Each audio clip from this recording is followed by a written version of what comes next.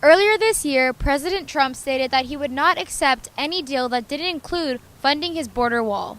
March 5th, 2018 was supposed to be the last day to renew DACA, but now has been moved to September because of the Supreme Court ruling. I think I actually froze. I thought it was the end of it. For a minute, I was like, whoa, what am I do now? During the last DACA renewal, many Dreamers did not reapply.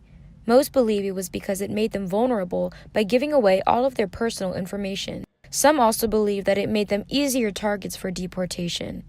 I just started thinking of my brothers, or my brother, my friends from work, all the people I know that are like me. I'm scared because I don't want to go back to Mexico. I don't want to go back to a place I don't know. So honestly, it's really scary. California State University Fullerton is one of the first Cal states to create support programs specifically for Dreamers. The Titans Dreamers Resource Center is located in the Pollock Library on the second floor in room 203. Students are able to make appointments to meet with attorneys and seek legal advice on certain Fridays.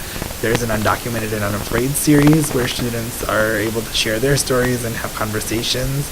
There are programs that allow them to really speak and navigate their identity as undocumented, and ways to see how to build a family and how to build a network to be successful on this campus.